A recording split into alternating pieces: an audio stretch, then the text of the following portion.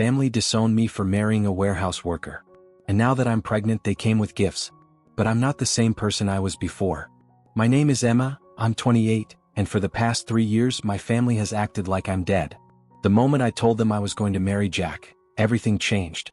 Jack is 30, works in a warehouse, and yes, we don't live some picture-perfect, magazine-ready life, but I love him.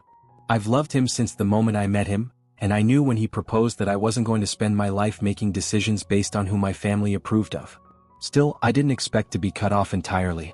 One phone call. That's all it took.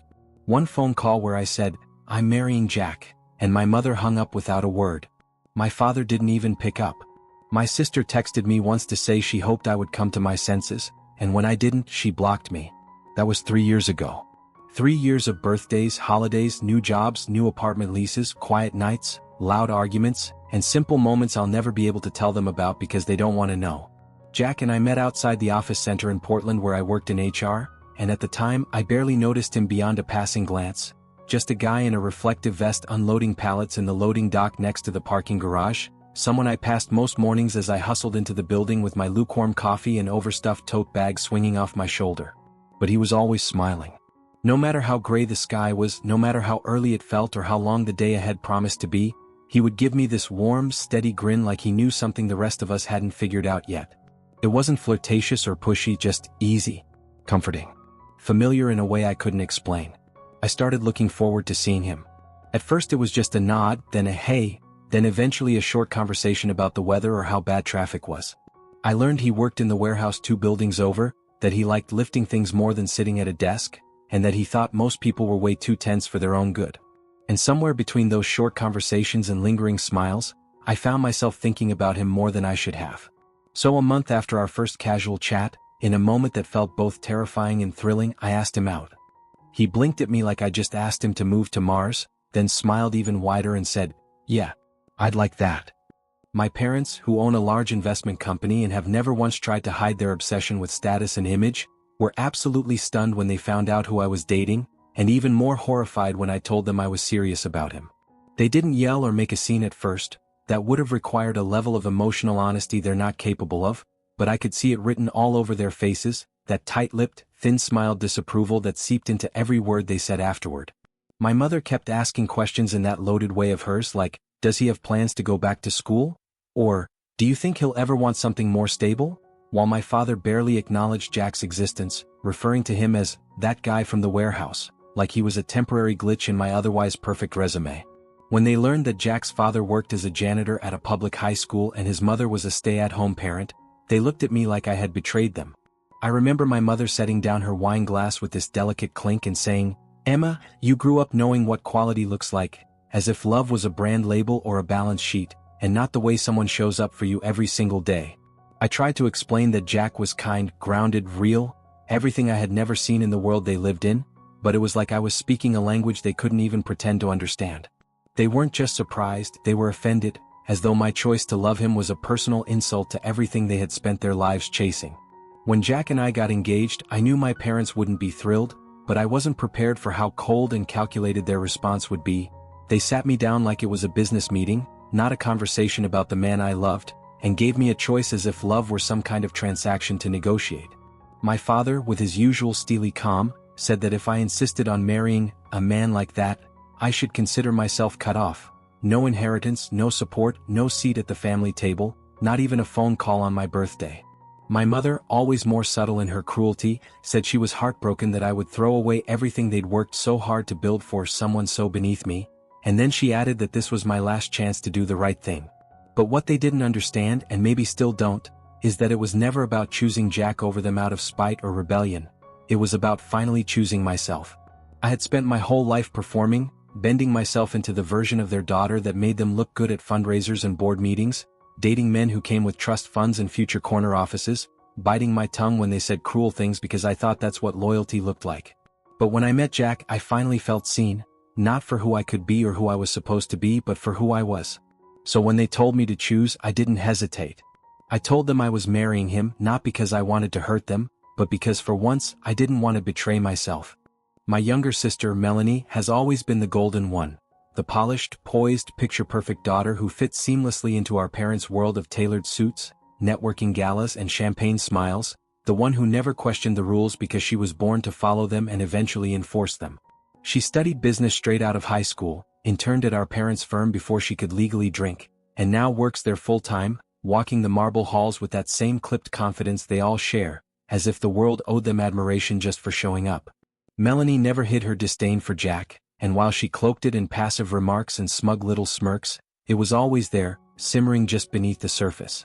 She called him your warehouse guy, like it was a punchline, and when I told her about the engagement she didn't congratulate me, she just blinked slowly and asked if I'd really thought it through. But the worst part wasn't even her opinion, it was how she let herself be used like a tool to push me back into line, how she would call pretending to care, then slide into comments about how much I was hurting our parents, about how disappointed they were, how sad it was that I was throwing away my future. She wasn't reaching out to connect. She was there to manipulate, to remind me of what I stood to lose, like a well-dressed threat dressed up as sisterly concern. Every word out of her mouth felt rehearsed, as if she'd memorized her role in the family's little intervention drama. And maybe that's what stung the most, that Melanie, my own sister, chose to be their mouthpiece instead of reaching for me like a human being. We had the wedding without my family, without the polished venue my mother had once dreamed of, without the monogrammed napkins or the string quartet or the distant cousins flown in for appearances. And though it hurt more than I can describe to walk down that aisle knowing my parents and sister had chosen pride over presents, I didn't regret a single step. It was a small ceremony in a public garden, with mismatched chairs and hand-picked flowers and friends who showed up not for show but because they loved us, and I stood there in front of Jack with a heart so full I thought it might break just from the weight of joy. We promised each other a life built on honesty and choice, and we meant every word. After the wedding, something shifted, not just between us but within us, like we had found the courage to claim our lives and were finally free to grow into them. I started gaining traction at work, taking on more responsibility and eventually moving up the ranks in HR, proving to myself and to everyone else that I was capable of more than just being someone's daughter. Jack, who had spent years quietly outworking everyone around him, finally got the promotion he deserved and became a warehouse manager, respected by his team and proud of the work he did every day. We didn't have the kind of lives that earned headlines or made the holiday card rounds in my parents' circles, but we had built something real, something entirely ours, and every step forward felt like a quiet, defiant triumph. A few months after the wedding, when the test showed 2 lines and I sat there blinking at it in the bathroom with my heart racing and hands trembling, I knew instantly, this was one of those moments that would mark my life forever. I called Jack into the room, barely able to speak, and when he saw the test, his face lit up with such raw, unfiltered joy that I started crying before I could even say the words. We were going to have a baby. It was a moment of absolute happiness, one of those rare, crystalline seconds where everything feels right, like the universe finally paused to say yes. From that very first day we were all in, reading books, sketching out names, imagining the shape of our future with a tiny new heartbeat in it. When we told Jack's parents, their reaction made me cry all over again. They were delighted, absolutely over the moon, already talking about baby clothes and cribs and the kind of grandparent names they wanted to be called. Jack's mom wrapped her arms around me like I was her own daughter, not her son's wife, and whispered, "This baby is going to be so loved." And for a moment I forgot the cold silence of my own family and felt nothing but warmth. His family had never treated me like an outsider, not even in the beginning. They didn't care that I came from money or that I'd walked away from it, they only cared that I made Jack happy and that we loved each other. And in that moment, with their arms around me and a new life quietly blooming inside me, I felt more seen and more supported than I ever had in my parents' mansion full of judgment and expectations. 2 weeks ago, completely out of the blue, I got a strange message from Melanie, short, clipped, and oddly formal, letting me know that our parents were coming to visit me, not asking, not suggesting, but stating it as if some meeting had been arranged behind my back. I stared at the message for a long time, trying to make sense of it, wondering why after 3 years of total silence they would suddenly decide to show up on my doorstep, as if we were still on speaking terms, as if they hadn't cut me out like a bad investment. I didn't reply right away, and for a while I thought maybe it was some kind of sick joke or a twisted attempt to stir up drama, but then I got a follow-up call, not from my parents but from a mutual family friend, and that's when I started piecing things together. It turned out Melanie's seemingly perfect life had unraveled behind closed doors. Her fiancé, the one who had been paraded around at every family function like a prize, had dumped her not long after finding out she couldn't have children, and with that blow, the illusion of her being the family's legacy bearer shattered. My parents, who had once held their heads high and sneered at my low-class marriage, were now panicking in the face of their own carefully crafted future collapsing. Suddenly, The daughter they disowned, the one they had written off for loving a man they deemed unworthy, had something they desperately wanted. A child, a future, a continuation of the bloodline they used to think was so superior. And just like that, they decided it was time to remember I existed. A few days after Melanie's message, just as I was beginning to convince myself that maybe it had all been some manipulative bluff, they actually showed up at our doorstep like ghosts dressed in designer clothes, their car pulling into our driveway with its sleek, gleaming pretentiousness that didn't belong anywhere near our modest little home. They were all smiles, the kind of brittle, strained grins that don't quite reach the eyes, and behind them sat boxes, literal boxes, filled with what they clearly thought would buy them redemption. Top-of-the-line baby gear, unopened designer baby clothes, a checkbook, and a single envelope stuffed with $40,000 in crisp bills, like a down payment on forgiveness. My mother went first, arms open like we hadn't just spent 3 years in radio silence, murmuring how beautiful I looked and how wonderful it was to see me glowing. My father, always the businessman, stood a step behind, saying nothing but offering a nod as if that alone erased the years of contempt and judgment. I let them finish their awkward performance before I said a single word. Then, with all the calm I could gather, I looked my mother in the eye and told her, clearly and without hesitation, "I'm not pregnant." The silence that followed was deafening. Her mouth twitched like she was trying to recover, but it was too late. I'd already seen the flicker of panic in her eyes. "And I know why you're here," I said. "You lost your perfect daughter's perfect future, and now you've come to collect mine." I didn't wait for them to respond. I didn't want to hear excuses or sugar-coated guilt. I stepped back, put my hand on the door and slammed it shut in their faces, not because I was angry, though I was, but because I refused to let them use me or my life as a consolation prize for the legacy they thought they had lost. Not even 24 hours after I slammed the door in their faces, I got a long, carefully worded message from my mother. The kind of message that reads like it was drafted, edited, and reviewed for tone before being sent. It was filled with apologies and excuses, a mix of nostalgia and regret that felt more performative than sincere. They said they were sorry for how they treated me, that they regretted not giving Jack a fair chance, that they had acted out of concern, thinking he was only after my money, a money hunter, her words exactly, as if that kind of phrase could somehow excuse 3 years of silence and cruelty. My father chimed in too, in his usual cold, distant way, saying he now sees that perhaps they were wrong in their assumptions, like this was all some unfortunate misunderstanding instead of a deliberate hurtful choice to cut their daughter out of their lives. They tried to rewrite history, saying they had only ever wanted what was best for me, that their hearts were in the right place, that they just didn't know how to handle it at the time, but every line reeked of timing and desperation. It all felt far too convenient. Now that Melanie couldn't give them the golden future they'd banked on, now that their pride had nowhere else to land, they wanted to make room for me again, suddenly ready to embrace the life they'd spent years scorning. But apologies that come only when you're losing something don't feel like apologies at all, they feel like strategy.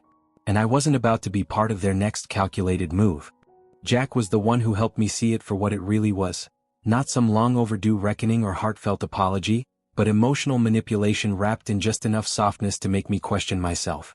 As I sat there rereading the message, trying to parse out what was real and what was convenient, he gently took the phone from my hands and said, "Emma, if you weren't pregnant, or if they still thought you were, would they even be here?" That one question shattered the illusion I had been teetering on. Because the truth was, they didn't come back because they missed me, or because they finally saw the value in my life, or because they had come to understand the depth of the love Jack and I share. They came back because their plan had fallen apart. Because Melanie couldn't give them the legacy they had banked everything on. Because they needed someone, anyone, to carry on the family name, the bloodline, the appearances. And now, suddenly, the daughter they tossed aside wasn't just acceptable, she was necessary. Jack reminded me that genuine love doesn't come with conditions, and real regret doesn't show up with price tags and ulterior motives. It shows up when nothing is owed and nothing is expected. But my parents weren't here for me, they were here for what they thought I could give them. And if they had known I wasn't pregnant from the start, I doubt they would have ever stepped foot near our home.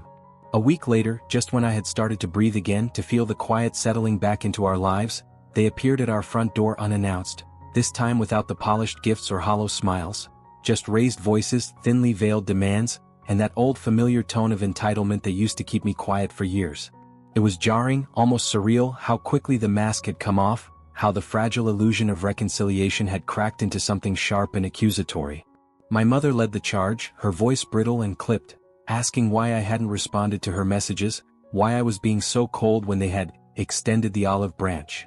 My father stood just behind her, arms crossed, face tight with the kind of disdain that always made me feel 12 years old again, and then he said it, those 3 words that landed like a slap, "You owe us." I stood there, blinking, stunned by how effortlessly they had slipped back into their old roles, how they could act like nothing had happened, like 3 years of abandonment and cruelty had just evaporated because they decided it was time to re-enter my life. There was no acknowledgement of the pain they had caused, no humility, just the same old power play, like they still expected to dictate the terms of my life. I felt unbalanced, like the floor had tilted under me, not because I didn't see it coming, but because some part of me, some small foolish part, had still hoped they might surprise me. But no, this wasn't love or even remorse. This was control in its most familiar costume, and I could feel the cold weight of it trying to settle back into my bones. I looked them both in the eye, steadying my voice even though my hands were trembling, and told them bluntly that if they ever wanted to be good grandparents, if they even hoped to be part of the life I was building, they needed to start by being decent parents, something they had failed at long before I ever walked away. I told them that showing up with gifts and guilt didn't erase the years they spent trying to control me, the silence they maintained after cutting me off, or the fact that they had never once tried to understand the life I chose. And then I added something I don't think they were expecting to hear, that they hadn't just lost me, they had managed to damage whatever they had left with Melanie too, their so-called perfect daughter, the one they pinned all their hopes on until her life stopped fitting their blueprint.